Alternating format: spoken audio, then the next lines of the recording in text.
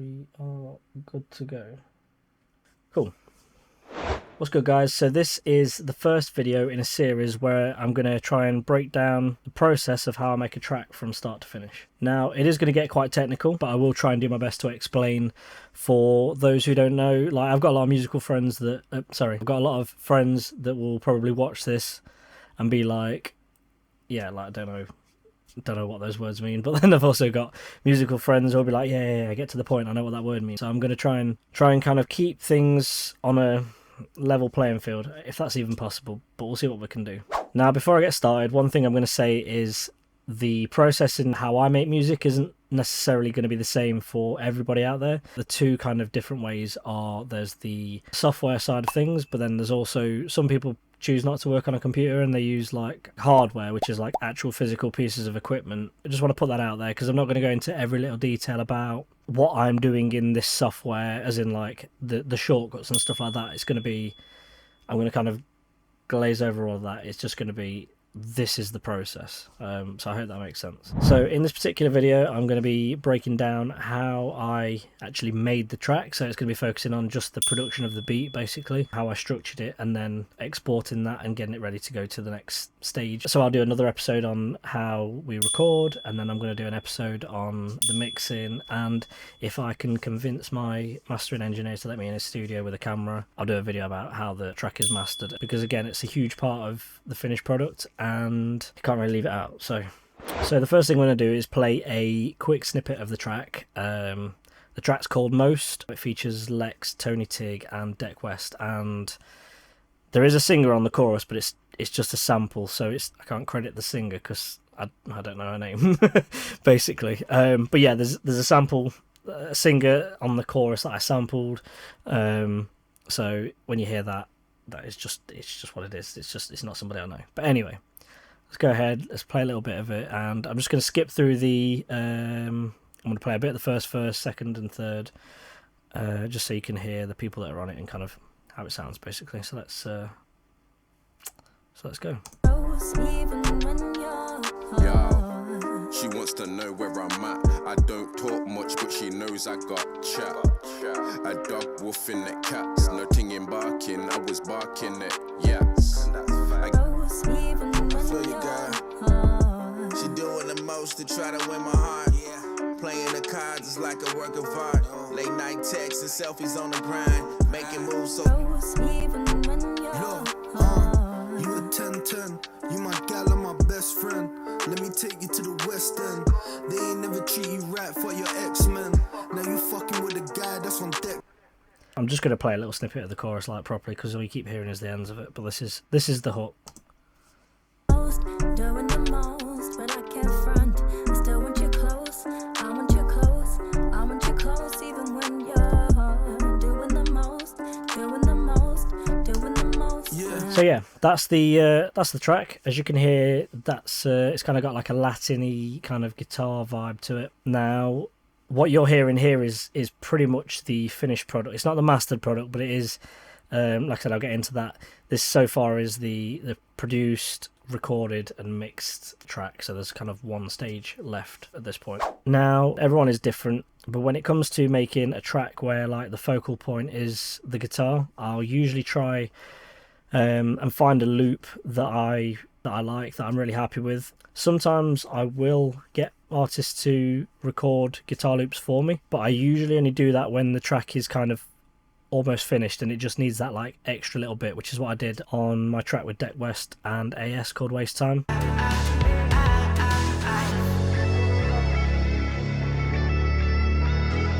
So yeah, with that track, once that was all finished, once the vocals were on and everything, I was like, right, it needs a little bit more. So that was when I brought in the guitarist to play that particular solo at the end. So the first thing that I did when I was looking for the guitar loop on this track was to load up everybody's favourite, Splice. Now, Splice is a program that basically you subscribe to and you get X amount of credits per month and you can use their samples royalty free. So I think when it came to this particular track, I wasn't looking for like a key or a BPM or anything like that. It was just purely just search through a list of guitar loops and just see which one I like and then kind of go from there. And the first one that kind of caught my eye was this one.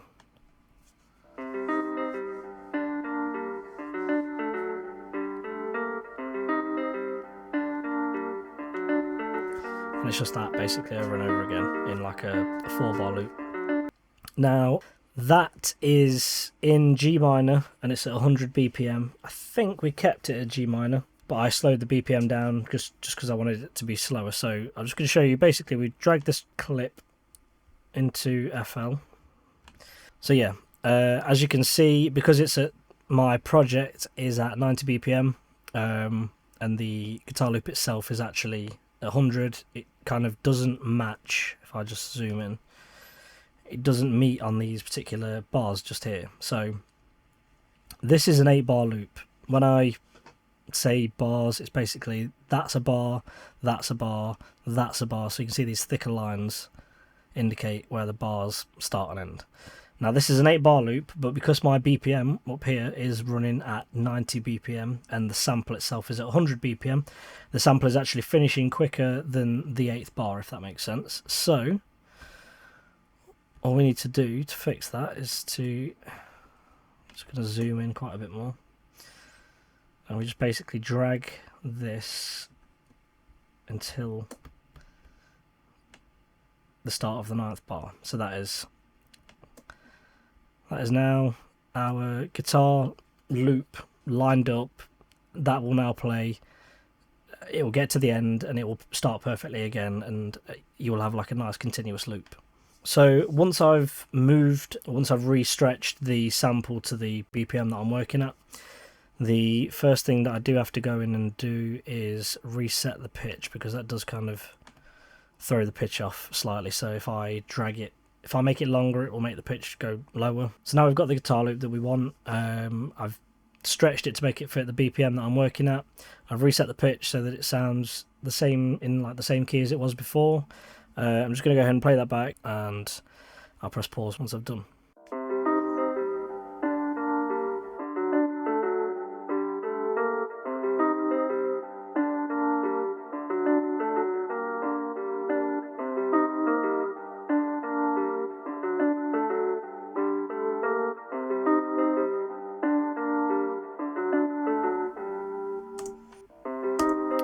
And as you can hear, that just, once it gets to the end, that just loops back round again. So the next part of this process was making a bass line. Now for this, I can actually play a bass line using a keyboard, because unlike with the guitar, ideally I need, you know, a guitar player to be here or get someone to record for me, whereas in this instance I don't need someone to play a bass line because I can do everything in the laptop. So this particular bass line I played using a virtual synth instrument, or a VST, called Serum. Now Serum is really good for bass lines, it's really good for pads and just general synth instruments. But yeah, this is the sound that I went with. So when it comes to recording a bass line, I usually like to play it. You can draw in, which I'll show you. You can literally pencil the notes in, you can make those notes longer. But in this particular instance, I recorded me playing the keyboard to get that in. So first thing I'm going to do is hit record. I'm going to give myself a 3, 2, 1 countdown, and I'm also going to play along to a metronome. So I'm just going to hit record, I'm going to play those notes in, and then go from there.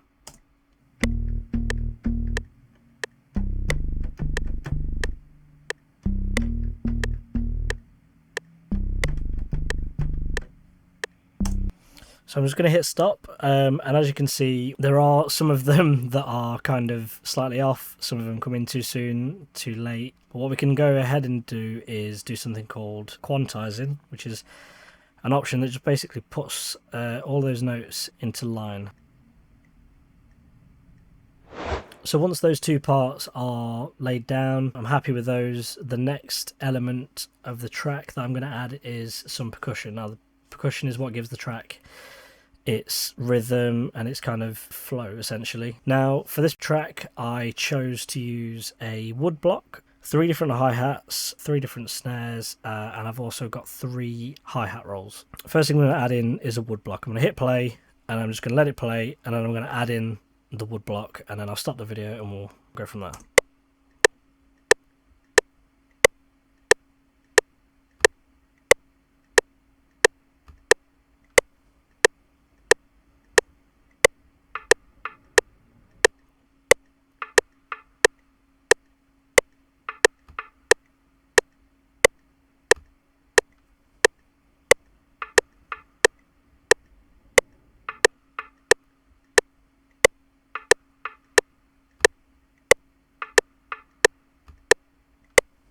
small bit of new instrumentation, but you can kind of already hear it's getting some kind of a rhythm to it. So anyway, I'm just going to go through and I'm literally going to add in all of the different elements of percussion. So the 3 hi-hats, the 3 snares, and the 3 hi-hat rolls. I'm going to add them all in, and you'll be able to hear it kind of progressively getting, you know, better and better, basically. So I'm going to go ahead and do that, and I'll press pause once I've done.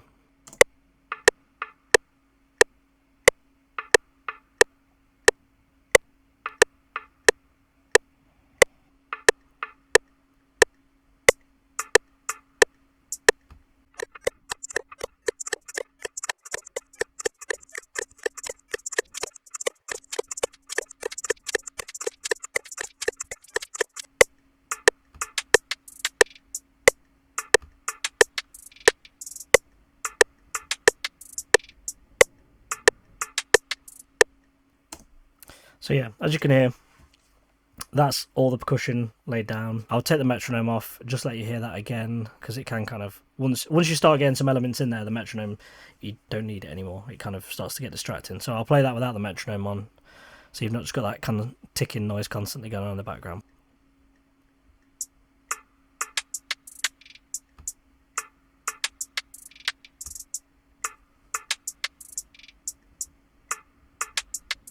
So the next element of the track that I added was a kick and a clap, and that kind of almost writes itself. It's just filling in the blanks. So I'm going to go into the drum pattern, and I'm going to play the percussion, and then I'm just going to add in the kick and the clap. Now there are 2 kicks. They play in the same pattern. I just literally just put 2 kicks on top of each other, just to kind of make the kick sound louder and give it like a thicker sound.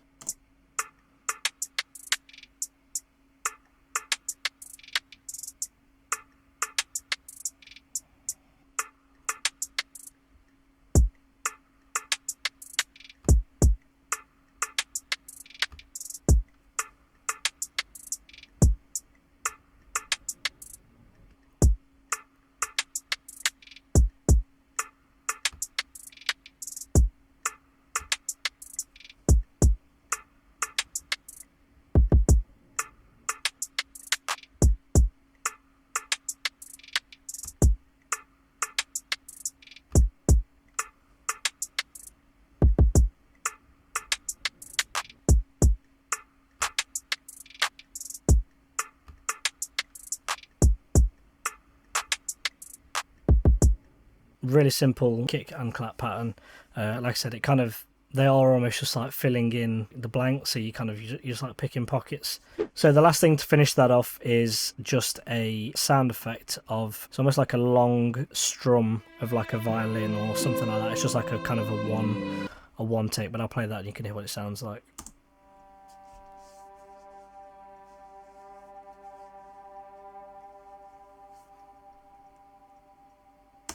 So that's essentially the beat. That is everything together. No mixing, no structuring or anything like that. That is just all of the elements of the beat together. So once I'm happy with something, the next thing to do to make it kind of usable for an artist is to structure it.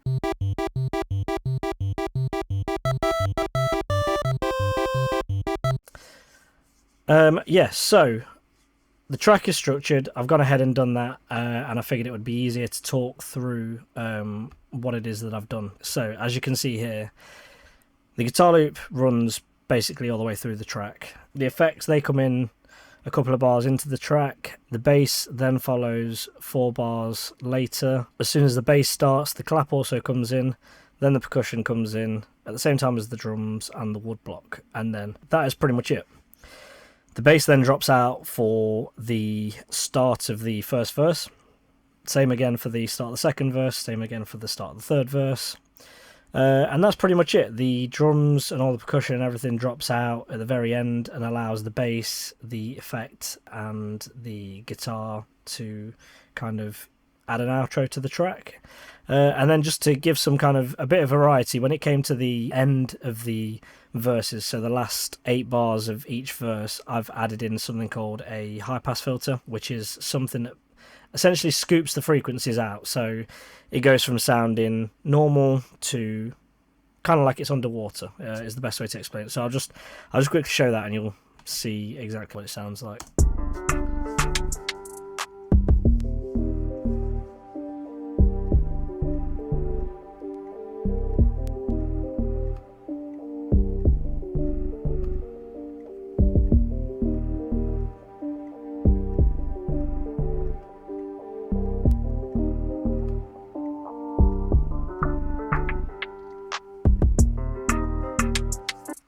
So yeah, you get the idea. So it drops out, and then it kind of more slowly comes back in for the hook, and that's just kind of almost to give the hook more energy when it does come back in.